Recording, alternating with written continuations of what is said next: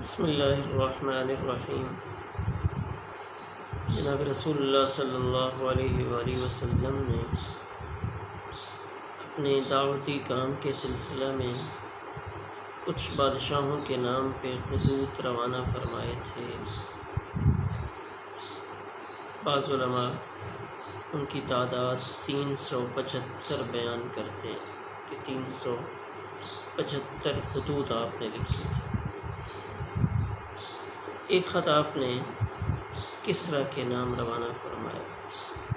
فارس کے بادشاہوں کا لقب کسریٰ ہوتا تھا۔ کسریٰ فارس کے نام آپ نے خط بھیجا، لیکن یہ خط آپ نے براہ راست کسریٰ کے پاس نہیں بھیجا تھا کہ وہاں تک پہنچانا ذرا مشکل معاملہ تھا، تو آپ نے یہ خط عظیم البحرین یعنی بحرین کے گورنر کے نام بھیجا تھا، منذر ابن ساوا، کہ وہ گورنر چونکہ کسریٰ کے ماتحت تھا تو اس کے ذریعے سے وہ خط آگے وہاں پہنچ جائے۔ تو آپ نے یہ خط وہاں تک بھیجا تھا۔ حضرت عبداللہ ابن حذافہ سہمی رضی اللہ تعالی عنہ اس خط کو لے کر وہاں پہنچے تھے، اور بحرین کے گورنر نے یہ خط پڑھا اور آگے کسریٰ کو پہنچایا۔ اب جب یہ خط کسریٰ کے پاس پہنچا تو کسریٰ نے بہت ناراضگی کا اظہار کیا، اور ناراض ہو کر اس نے اپنے گورنر یمن کا جو حاکم تھا بازان، اس کو حکم دیا کہ 2 بندے وہاں بھیجو جہاں سے خط آیا ہے، اور جنہوں نے نبوت کا دعویٰ کیا ہے وہ ان کو گرفتار کر کے میرے پاس پیش کرے۔ یعنی اس کو بادشاہت کی اکڑ تھی، اس وقت کی سپر پاور تھی، تو اس نے اپنے گورنر کو یہ آرڈر کیا کہ 2 بندے وہاں بھیج دو، اور وہ 2 بندے وہاں جائیں اور جنہوں نے نبوت کا دعویٰ کیا ہے ان کو گرفتار کر کے میرے پاس پیش کریں۔ اب اللہ کی شان، اس نے 2 آدمی روانہ کر دیے۔ یہ دونوں قاصد حضور صلی اللہ علیہ وسلم کے پاس پہنچے، اور ایک رات وہاں گزر گئی تو آپ نے ان دونوں کو بلایا اور ان سے کہا کہ جاؤ، جو تمہارا صاحب ہے یعنی بازان جو گورنر تمہیں بھیجنے والا ہے، اسے جا کر کہو کہ میرے اللہ نے تمہارے بادشاہ کو ہلاک کر دیا۔ میرے اللہ نے تمہارے بادشاہ یعنی کسریٰ کو ہلاک کر دیا۔ تو اللہ کی شان، ایسا ہی ہوا تھا۔ اسی رات میں کسریٰ کے بیٹے شیرویہ نے اپنے باپ کو قتل کر دیا تھا۔ حکومت کے معاملے پہ اس کا کچھ جھگڑا چل رہا تھا، تو اسی رات میں جب یہ 2 بندے حضور صلی اللہ علیہ وسلم کی خدمت میں پہنچے تھے بازان کے حکم کے مطابق، اور بازان کو کسریٰ نے حکم دیا تھا کہ ان کو گرفتار کر کے پیش کریں، تو اللہ کی شان جب یہ وہاں پہنچے تو کسریٰ اپنے بیٹے کے ہاتھوں قتل ہوا۔ حضرت سعید ابن مسیب کہتے ہیں کہ میرا خیال ہے حضور صلی اللہ علیہ وسلم نے ان کے لیے بد دعا فرمائی تھی۔ اب ان دونوں بندوں کو جب اللہ کے پیارے پیغمبر نے فرمایا کہ اپنے صاحب سے جا کر کہو کہ تمہارا بادشاہ تو آج قتل ہو گیا، تو وہ دونوں واپس ہوئے، اور واپس آ کر اپنے حاکم گورنر کو کہا کہ انہوں نے تو ہمیں ایسے ایسے کہا ہے کہ کسریٰ قتل ہو گیا۔ تو جب تحقیق کی گئی تو واقعی پتہ چلا کہ کسریٰ اپنے بیٹے شیرویہ کے ہاتھوں قتل ہو چکا۔ تو سعید ابن مسیب نے جو بات فرمائی تو اس میں انہوں نے یہ فرمایا کہ میرا خیال ہے کہ اللہ کے پیارے پیغمبر حضرت محمد الرسول اللہ صلی اللہ علیہ وسلم نے ان کے لیے بد دعا کی، اور بد دعا میں یہ کہا تھا کہ ان کو مکمل طور پہ ٹکڑے ٹکڑے کر دیا جائے، یعنی یہ سلطنت اور بادشاہت اب نہیں بچنی چاہیے۔ تو اس طرح کے الفاظ شاید آپ نے فرمائے۔ تو اب اللہ کی شان، صرف کسریٰ نہیں مرا، اس کسریٰ کی ساری سلطنت ختم ہوئی۔ تو مورخین لکھتے ہیں کہ باپ اور بیٹے میں کچھ جھگڑا پہلے سے چل رہا تھا، تو باپ کو بھی محسوس ہوا کہ شاید میرا بیٹا مجھے راستے سے ہٹا دے گا، تو اس نے بھی اپنے قاتل سے بدلہ لینے کے لیے ایک طریقہ اختیار کیا کہ اس نے ایک شیشی میں زہر بھرا، اور زہر بھرنے کے بعد اپنا جو خزانہ تھا، ظاہر ہے خزانے کا لالچ سب کو ہوتا ہے، اور ہر آنے والا پچھلے بادشاہ کے خزانوں پہ نظر جمائے بیٹھا ہوتا ہے، تو اس نے ایک شیشی کے اندر زہر ڈال کے اس کے اوپر ایک پرچی لگائی اور اس میں لکھا ھذا دواء انفع للجماع، ھذا دواء انفع للجماع، کہ یہ دوائی ہے جو مرد کے لیے بڑی طاقت کا باعث ہے۔ تو اس نے اصل میں اپنے قاتل سے بدلہ لینے کا سلسلہ اور ایک طریقہ اختیار کیا تھا۔ اللہ کی شان، جب بیٹا باپ کو قتل کرنے سے فارغ ہوا اور اس طرف گیا، اس نے دیکھا کہ شیشی میں دوائی رکھی ہوئی ہے اور اس کے اوپر اس کا فائدہ بھی لکھا ہوا ہے، تو بحیثیت مرد اس نے وہ دوائی استعمال کی اور زہر نے اس کے اوپر اثر کیا، اور اثر کرنے کے بعد مورخین کے مطابق وہ 6 مہینے سسک کر زندہ رہا، پھر مر گیا۔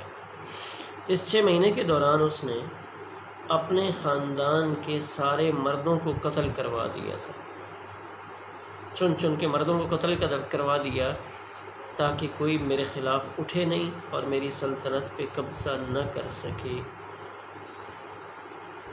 تو آخر میں جب یہ بھی مر گیا تو مرد اس نے پہلے قتل کروا دیے تھے، تو اس خاندان کی ایک لڑکی تھی بوران، اس کو سلطنت پہ بٹھایا گیا۔ جب آپ کو پتہ چلا کہ بوران وہ تخت نشین ہوئی ہے، تو آپ نے فرمایا اس قوم میں کوئی فلاح نہیں ہو سکتی، یعنی وہ قوم کبھی کامیاب نہیں ہو سکتی جنہوں نے اپنے معاملات عورت کے سپرد کر دیے۔ بعض مورخین نے ایک اور خاتون کا ذکر بھی کیا کہ اس کی ایک اور بہن بھی تھی جس کو کچھ عرصہ تخت نشین کیا گیا تھا۔ تو یہ حضور صلی اللہ علیہ وآلہ وسلم کی بد دعا کا اثر ہوا کہ سلطنت ختم ہو گئی۔ اسی وجہ سے آپ نے ارشاد فرمایا تھا اذا ہلک کسریٰ فلا کسریٰ بعدہ، کہ جب یہ کسریٰ ہلاک ہو جائے گا تو اس کے بعد پھر کوئی اور کسریٰ بچے گا نہیں، یعنی یہ سلطنت فارس ختم ہو جائے گی۔ تو یہ آپ کی بد دعا کا اثر ظاہر ہوا، اور اس بد دعا سے یہ تباہ و برباد ہوئے۔ تو یہ خط لے کر جانے والے حضرت عبداللہ ابن حذافہ سہمی رضی اللہ تعالیٰ عنہ بڑے جلیل القدر صحابہ میں تھے، اور وہ گورنر منذر ابن ساوا، اس کے پاس 2 قاصد آپ کی خدمت میں جو حاضر ہوئے تھے اور گرفتار کرنے کی نیت سے گئے تھے، لیکن آپ نے جب ان کو جواب دے کر پیغام بھیجا تھا، اور وہ پیغام جب اس کے پاس پہنچا اور اس نے خبر کی تحقیق کی تو وہ مسلمان ہو گیا تھا، منذر ابن ساوا۔ تو وہ اسلام قبول کر کے متبعین میں داخل ہوا، لیکن کسریٰ کی قسمت میں کچھ اور تھا اور وہ تباہ و برباد ہوا۔